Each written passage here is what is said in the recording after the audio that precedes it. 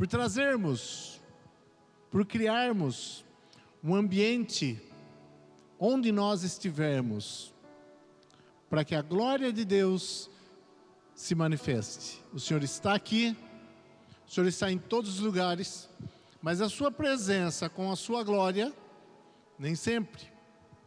E nós somos responsáveis por criarmos esse ambiente, para que essa poderosa glória de Deus se manifeste. Amém? Todos entenderam isso? Deus não se manifesta com a sua glória e poder em qualquer lugar e de qualquer jeito, queridos. Todos entenderam? E nós precisamos criar esse ambiente no meu lar. Um ambiente onde a glória de Deus se manifeste. No meu trabalho, onde eu estiver, e com a igreja em especial. Nós aqui precisamos criar esse ambiente para que Deus se manifeste com a sua glória em nosso meio e nesta cidade. Nós falamos de um ambiente de adoração, Deus habita no meio da adoração e Deus se manifesta com poder onde Ele é adorado, nesse ambiente. Eu quero falar hoje sobre o ambiente de unidade. A unidade, a união, a comunhão entre nós, filhos de Deus. Cria condição, esse ambiente de unidade, esse ambiente de união, esse ambiente de comunhão, cria condição para que Deus possa operar em nosso meio. E eu quero que vocês entendam de uma forma um pouquinho mais detalhada isso. Então eu quero falar 3 pontos importantes aqui sobre essa unidade. Que nós somos criados para viver em unidade. Nós não somos, apesar de sermos seres únicos, nós somos também seres que precisam viver em unidade com o outro. Essa unidade perfeita nós só alcançaremos em Cristo Jesus. E depois, a condição básica para que nós consigamos essa unidade. Como corpo, como igreja de Cristo, como uma verdadeira igreja que manifesta o poder e a glória de Deus, e então ela é relevante no meio onde ela está. Nós vemos hoje uma igreja no Brasil, no mundo, vamos falar do Brasil, uma igreja que não tem sido relevante. A igreja muitas vezes tem tomado caminhos diferentes, tentado ser relevante, se envolvendo em política. Não que o cristão não possa se envolver em política, estar na política, nós temos que estar em todas as esferas da sociedade. Mas acha que se envolvendo na política, elegendo tal, ou elegendo fulano, vai resolver o problema do Brasil. E não vai, porque a solução não está na política. A solução está em existir uma igreja verdadeiramente relevante e que faz diferença na sociedade. Não adianta nós ficarmos brigando contra essa ala progressista, contra LGBTQI mais alguma coisa. Não adianta nós ficarmos lutando contra eles. Nós temos que ser relevantes para atrair o povo de Deus para essa igreja relevante. Amém? Eu quero ler com você uma passagem bastante conhecida, João capítulo 17. Quero me basear bastante nele. Vamos analisar alguns versículos em especial dessa oração de Jesus. Jesus, depois de falar com os discípulos, ele levanta os olhos na frente dos discípulos e começa a orar em voz alta e falar com o Pai. E algumas coisas que ele fala aqui são muito, muito importantes. Ele, nos últimos momentos dele na face da terra, juntamente com os seus discípulos, depois de 3 anos e pouco, os seus discípulos, ele estava então preparado para ir para a cruz. E ele ia deixar os seus discípulos para continuar a obra. Ele começa a dar instruções mais específicas, mais profundas para os seus discípulos. E em um determinado momento ele faz essa oração. E quando nós estamos nos últimos momentos, você realmente vai falar de coisas que são essenciais, são importantes. Vamos ver o que Jesus diz nessa oração. A leitura é um pouco longa, acompanha comigo. NVT, tradução, versão NVT. Depois de dizer todas essas coisas, Jesus olhou para o céu e orou: Pai, chegou a hora, glorifica o teu Filho para que ele te glorifique. Pois tu lhe deste autoridade sobre toda a humanidade. Ele concede vida eterna a cada um daqueles que lhe deste. E a vida eterna é isto: conhecer a ti, o único Deus verdadeiro, e a Jesus Cristo, a quem enviaste ao mundo. Eu te glorifiquei aqui na terra, completando a obra que me deste para realizar. Agora, Pai, glorifica-me, leva-me para junto de ti, para a glória que tive ao teu lado antes do princípio do mundo. Eu revelei teu nome àqueles que me deste no mundo, e eles sempre foram teus. Tu os deste a mim, e eles obedeceram a tua palavra. Agora eles sabem que tudo que eu tenho vem de ti, pois lhes transmiti a mensagem que me deste. Eles a aceitaram e sabem que eu vim de ti e creem que tu me enviaste. Tudo que é meu pertence a ti, e tudo que é teu pertence a mim, e eu sou glorificado por meio deles. Agora deixo esse mundo, eles ficam aqui, mas eu vou para a tua presença. Pai Santo, tu me deste o teu nome, agora protege-os com o poder do teu nome, para que eles estejam unidos, assim como nós estamos. Durante o meu tempo aqui com eles, eu os protegi com o poder do nome que me deste. Eu os guardei de modo que nenhum deles se perdeu, exceto aquele que estava a caminho da destruição, como a Escritura haviam predito. Agora vou para a tua presença. Enquanto ainda estou no mundo, digo essas coisas para que eles tenham vida plena, minha plena alegria em si mesmo. Eu lhes dei a tua palavra, e o mundo os odeia, porque eles não são do mundo, como eu também não sou. Não peço que os tire do mundo, mas que os proteja do maligno. Eles não são desse mundo, como eu também não sou. Consagra-os na verdade, que é a tua palavra. Assim como tu me enviaste ao mundo, eu os envio ao mundo. E eu me entrego como sacrifício santo por eles, para que sejam consagrados na verdade. Não te peço apenas por esses discípulos, mas também por todos os que crerão em mim por meio da mensagem deles. Minha oração é que todos eles sejam um, como nós somos um. Como tu está em mim, Pai, e eu estou em ti, que eles estejam em nós, para que o mundo creia que tu me enviaste.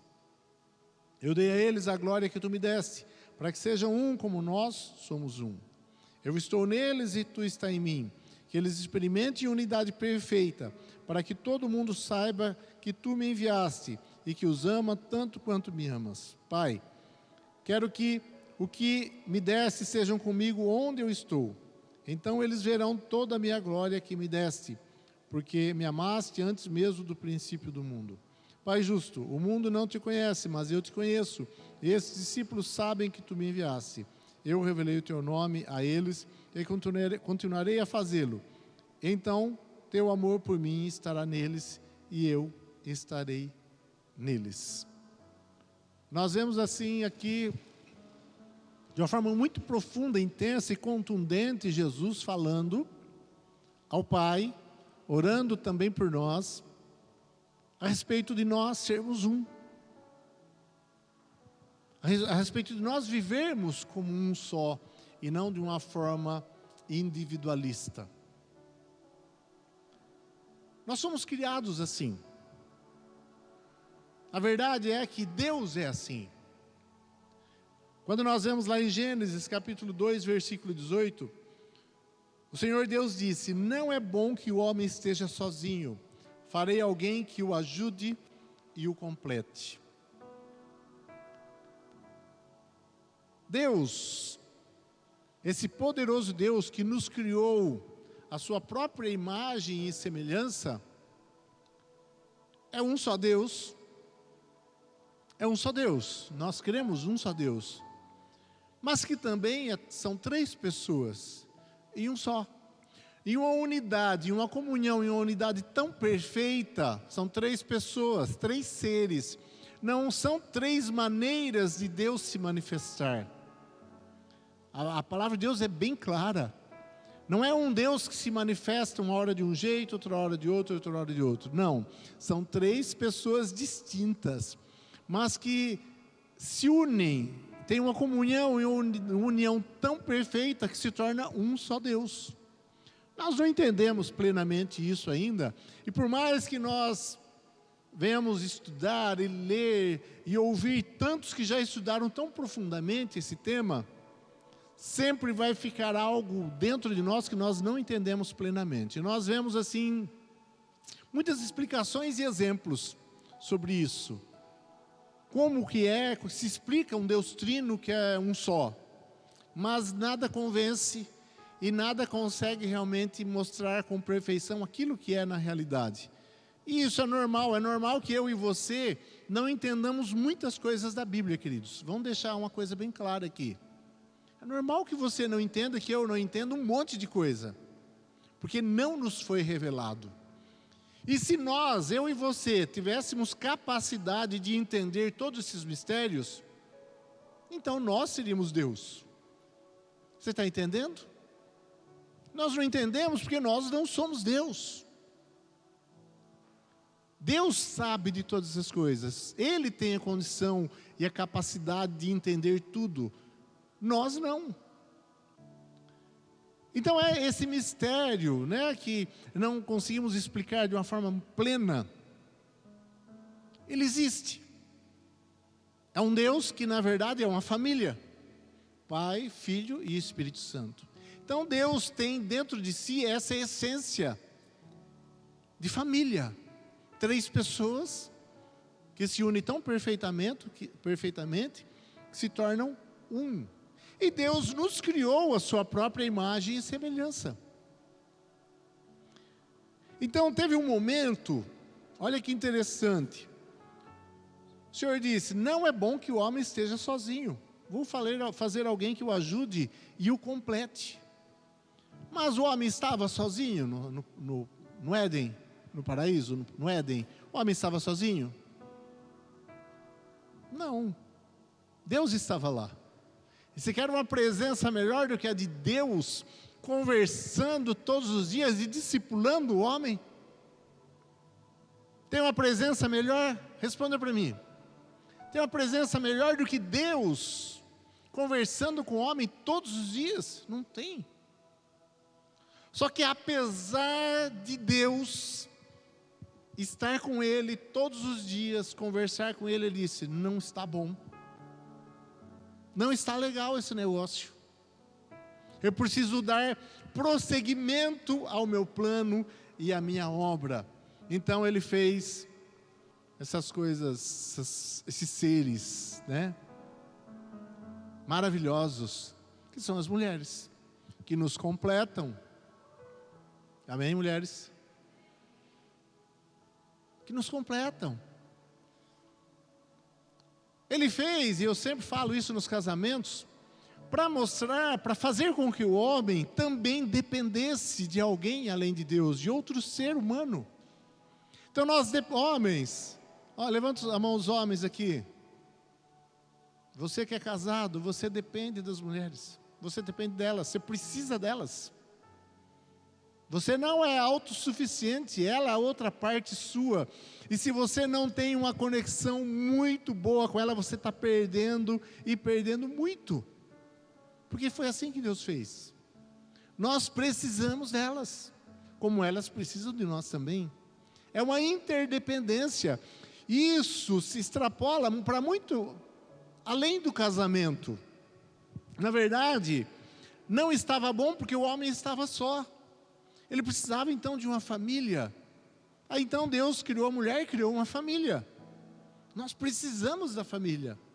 Nós dependemos uns dos outros. E dependemos de todos os outros, que é a família de Deus. Então eu dependo de você, você depende de mim. Deus quis fazer seres que, como eles, são interdependentes. O Pai depende do Filho, que depende do Espírito Santo, que depende do Pai. E assim por diante, são interdependentes e coexistem em plena e perfeita harmonia. Então nós, eu e você, somos dependentes, queridos. Esse negócio, não, eu sirvo a Deus na minha casa sozinho, eu sou cristão na minha casa sozinho, isso não existe, isso é uma mentira deslavada do diabo. E se há alguma coisa que Satanás quer atingir no meio do povo de Deus, é essa unidade, é essa união.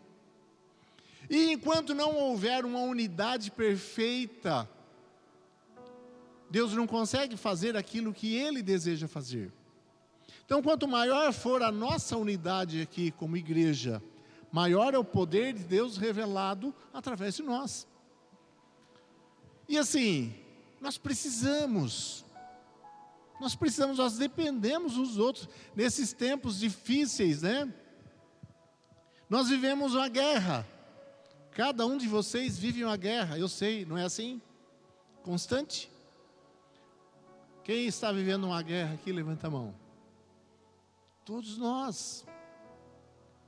Eu sei que você vive uma guerra, eu não sei da maioria de vocês a guerra que você está vivendo, mas eu sei que você está vivendo uma guerra, dia a dia, todos os dias você tem que levantar e guerrear, e vencer todos os dias, cada um com as suas dificuldades. E queridos, se nós não tivermos pessoas, outros seres humanos, que conhecem a Jesus, que estão ao nosso lado, nos apoiando, sem olhar para as nossas falhas e defeitos, que estão conosco, fica muito difícil essa guerra. Você não pode, em hipótese alguma, se sentir sozinho nessa guerra.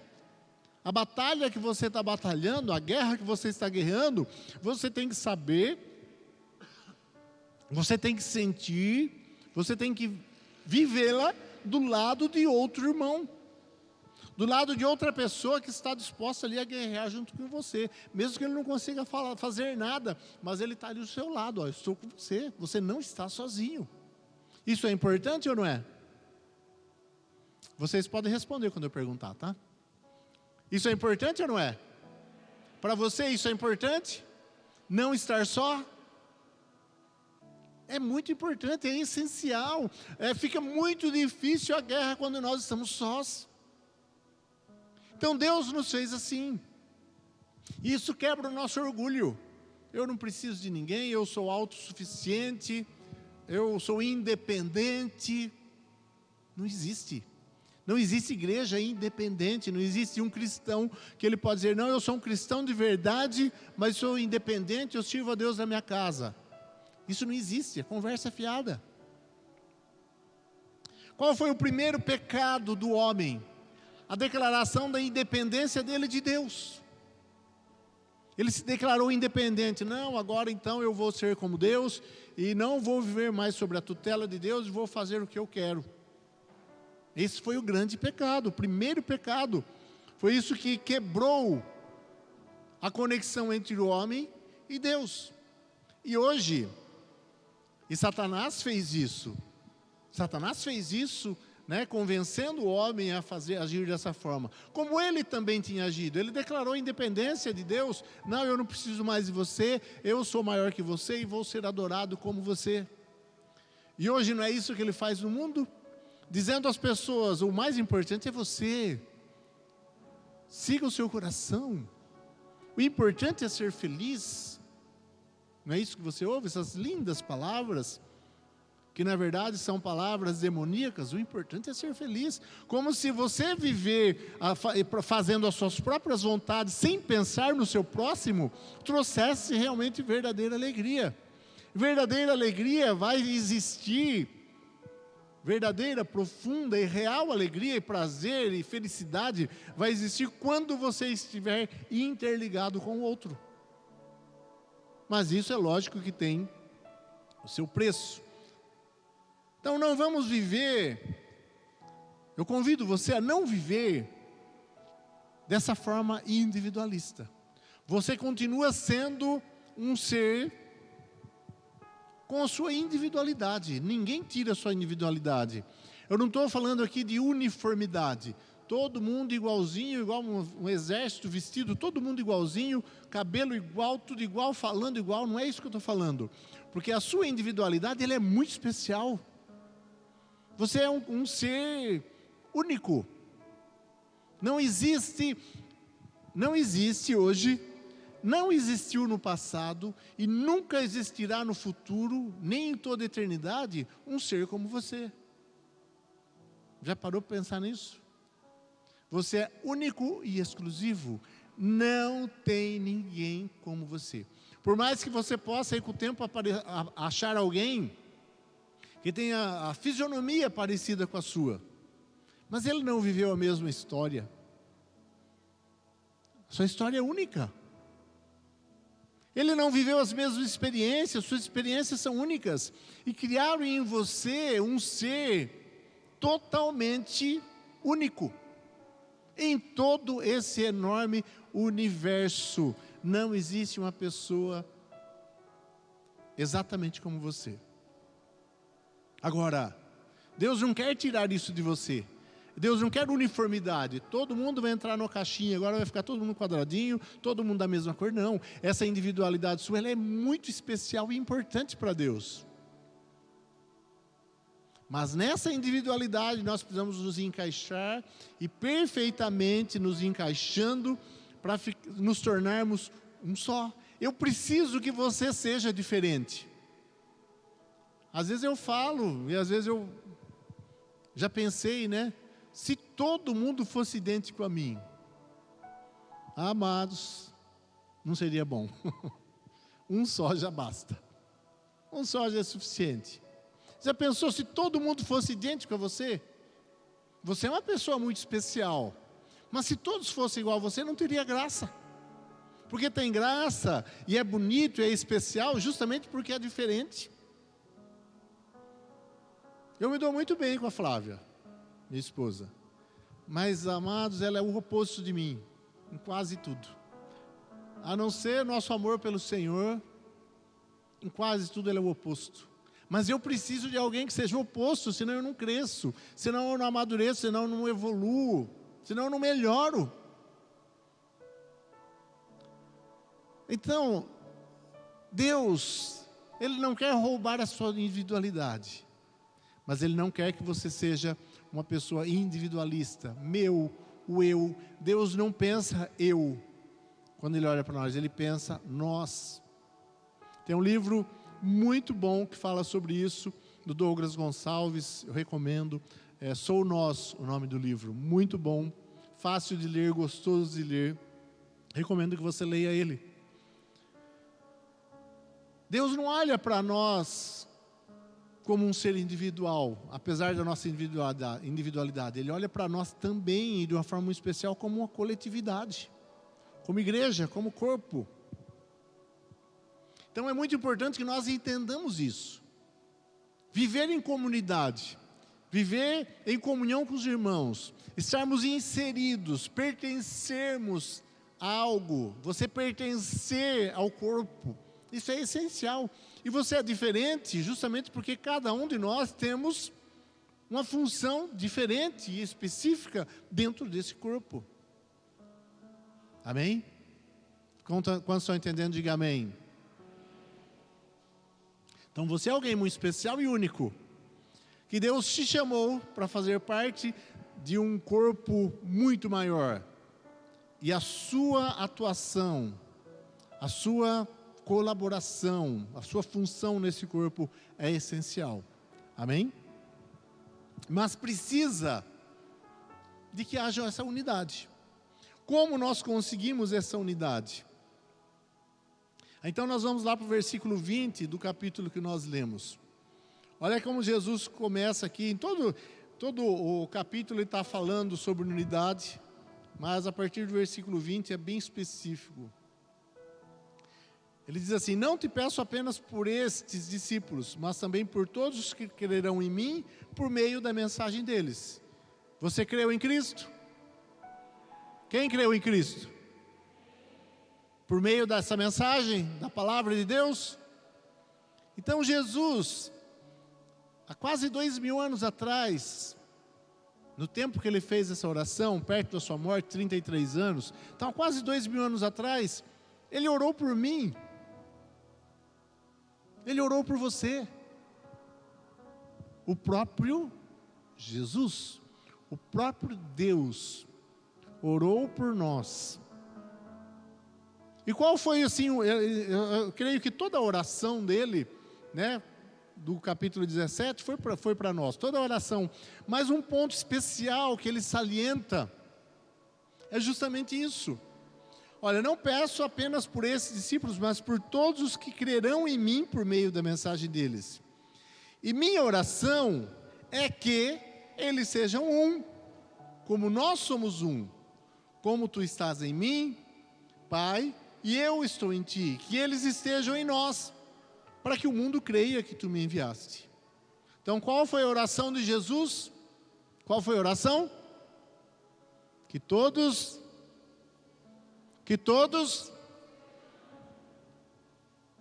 sejam um. Isso será que tinha alguma importância ou não? O que você acha? Você acha que essa questão da nossa unidade, de nós andarmos como um só, no mesmo pensamento, tinha importância ou não? Aí a minha oração é essa, que eles sejam um. Que exista uma unidade entre eles, que possa dizer que sejam um, que são um. E qual era o padrão dessa unidade? Como nós, Jesus falando, olha o padrão dessa unidade que Ele espera de nós. Como eu e você, Pai, somos um, que eles sejam um. Esse era o padrão. Em nós. Que eles sejam um em nós. Lucas, faz favor, vem cá. William, faz favor também, vem cá, William. E o Fernando também. Só um exemplo bem rápido. Então o William aqui, fica aqui os três, sim. O William aqui é Deus. O maiorzão aqui, então o William é Deus, certo, William? O William é Jesus. Aí nós temos o Lucas aqui, que é um filho de Deus. E temos o Fernando aqui, que também é um filho de Deus.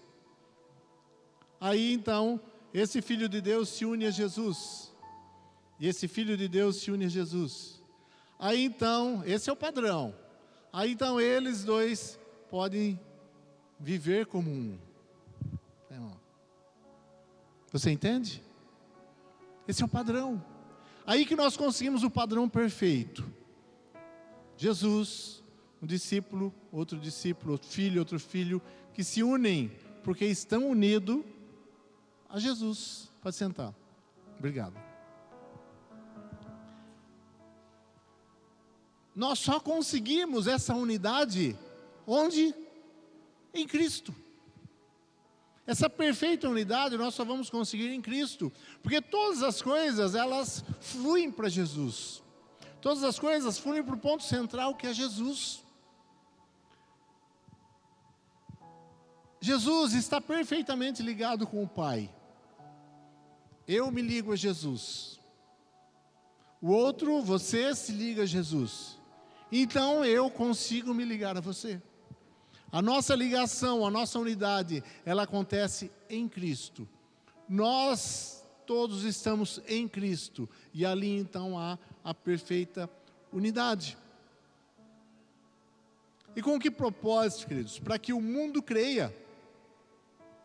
O mundo olha para a igreja, e quando ele olhar e perceber essa verdadeira unidade em amor em Cristo que nós temos, então nós seremos uma igreja que realmente faz diferença, uma igreja que realmente é relevante, porque ele vai olhar para nós como igreja em unidade, vai ver essa perfeita unidade que o mundo busca a todo custo e nunca consegue, porque cada um é egoísta e pensa em si mesmo em primeiro lugar. Vai olhar para nós, igreja, vai enxergar isso e vai ver o poder de Deus se manifestando com a sua glória no nosso meio. Então, assim, Ninguém vai poder dizer, a menos que realmente tenha o coração endurecido, ninguém vai poder dizer, não, eu não creio em Deus. Eu não creio em Deus. Eu não creio que Jesus veio. Não tem como. Como não tinha como naquela época, quando Jesus veio e fez todos aqueles milagres poderosos, e Ele era o Filho de Deus, as pessoas não crerem. Ele se manifestou com glória e poder. Então nós precisamos ser essa igreja que faz essa diferença. E nós só fazemos diferença se houver essa unidade. Mesmo pensamento, mesmo propósito, um cuidando do outro, um amando o outro, um se importando com a dor do outro, e não pensando em si egoisticamente, eu estou bem, está tudo bem. Mas chora a dor dos outros, sofre com o outro, e também se alegra com o outro. Essa é uma igreja que faz diferença no mundo. E não é essa igreja que nós estamos buscando ser? Não é essa igreja? Se não for isso, queridos, não vale a pena. Se não for para fazermos diferença e para realmente mostrarmos para o mundo quem Cristo é, não vale a pena. O que nós estamos fazendo aqui? Perdendo tempo. Ou nós vivemos o verdadeiro evangelho, onde nós vivemos em conexão com Deus e conectados entre nós, em Deus, e fazemos diferença, ou nós estamos perdendo tempo. Isso não é ser igreja. Eu sei que de uma forma ou outra, mais profunda ou menos profunda, você já vive isso. Mas o que o Senhor quer é que nós aprofundemos um pouco mais essa nossa unidade de pensamento, de propósito, onde nós nos preocupamos mais um com os outros, amemos-nos mais e cuidemos mais um dos outros, para que realmente Deus possa ter mais liberdade para operar em nosso meio. Hoje nós temos no Brasil, faz tempo que eu não vejo a estatística, mas em torno de 25%, talvez até já passou, de evangélicos no Brasil. E há 20, 30 anos atrás, nós pensávamos, nossa, quando nós tivermos 20%, 30% de evangélicos no Brasil, vamos mudar o Brasil. Mas está mudando, queridos. É cada vez mais corrupção. E mesmo os evangélicos que entram lá, uma boa parte deles também se envolve na corrupção e vai cada vez pior. Não muda. Por que não muda? Porque não é uma igreja relevante. Porque não é uma igreja que vive os princípios e os propósitos de Deus. Não há unidade na igreja. É um monte de igrejinha sem unidade entre elas. Hoje ainda não há possibilidade de nós formarmos uma igreja só em São Manuel. E não existe é um sonho, é utópico hoje pensarmos nisso. Mas um dia isso vai acontecer. A verdadeira igreja de Cristo vai realmente estar unida, num só pensamento, num só propósito, numa só motivação. Isso vai acontecer. E quando isso acontecer, vai ser um momento onde a igreja será poderosa na face da terra. E muita coisa vai acontecer, Deus vai fazer através da igreja, quando essa igreja estiver unida. Tá bom, nós não podemos ainda ter essa unidade entre todas as denominações da cidade, do Brasil, mas nós podemos trabalhar de uma forma muito intensa essa unidade aqui entre nós. E o Senhor começar a fazer, não tudo o que Ele queria fazer na cidade através da unidade da igreja, mas fazer muita coisa poderosa nessa cidade através de nós. E nós influenciarmos outros a viverem também da mesma forma, com as intenções, com os propósitos corretos, com as motivações do coração corretas, viver uma unidade. Você entende? Diga amém. Nós podemos trabalhar isso, e é isso que nós queremos viver e trabalhar. E quanto mais nós vivermos essa unidade de propósito, de pensamento, de motivação do coração, mais a glória de Deus vai se manifestar em nossas vidas, no meio da igreja, nessa cidade, através de nós. Quantos querem isso? Diga amém.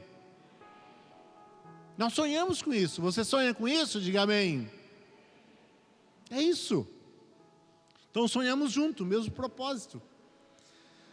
Aí Jesus fala assim: eu dei a eles a glória que tu me deste, para que sejam um como nós somos um. Que glória é essa que Jesus nos deu, com o propósito de nós nos tornarmos um, como Ele é um com o Pai. Que glória é essa? Já leu esses versículos de forma detalhada? Já fez perguntas? Que glória é essa? Não é a glória que Ele tinha antes de vir para o mundo, porque essa glória Ele não nos deu. E nós nunca teremos essa glória toda, porque Ele é o cabeça, nós teremos o corpo. Essa glória de ser filho de Deus. Jesus homem, agora Ele está falando como Jesus ser humano. Jesus ser humano, Ele tinha o DNA de quem dentro dele? De Deus. E Ele deu para nós, Jesus deu para mim e para você, o DNA de Deus, e agora você também é filho de Deus. Diga aleluia. Diga glória a Deus. Eu sou filho de Deus. Olha que bênção maravilhosa. Somos filhos do Deus Altíssimo, Todo-Poderoso. Que alegria nós temos. Você entende a grandeza disso?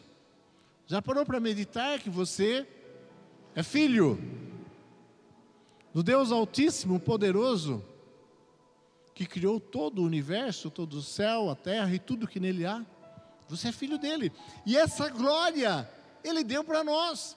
Se nós temos esse DNA de Deus, então nós podemos estar unidos em Cristo e nos tornarmos um com Ele. Então todos nós que temos o DNA de Deus, todos nós que somos filhos de Deus, temos então a capacidade, fomos capacitados por essa glória de ser filho de Deus, de nos tornarmos um. Então não é algo natural. O homem tenta, de forma natural, se unir as nações, acabar com as guerras, mas não funciona e não vai funcionar. Porque essa unidade, ela só acontece verdadeiramente em Deus, em Cristo, e por aqueles que são filhos de Deus. Eu estou neles e tu estás em mim. Que eles experimentem unidade perfeita, para que todo mundo saiba que tu me enviaste, que os ama tanto quanto me amas. Experimentar, vivenciar, experienciar, praticar a unidade perfeita. Então, Ele está em nós, Ele está em mim, Ele está em você, e Deus está em Jesus. Então, que eles experimentem essa unidade perfeita. Para quê? Novamente, uma igreja que faz diferença, uma igreja relevante. Para que todo mundo saiba que Ele veio. E perceba realmente, há algo diferente ali. Algo sobrenatural acontecendo ali. Algo sobrenatural por quê? Porque nós decidimos em Cristo viver como uma unidade, como um só povo, na mesma direção, para que o mundo saiba que enviaste e que Ele nos ama, para que o mundo veja que você é amado de Deus. Deus não faz tudo o que eu quero, tudo o que eu penso, tudo o que eu desejo, e Ele nunca vai fazer isso, porque nós nem sabemos direito o que nós queremos.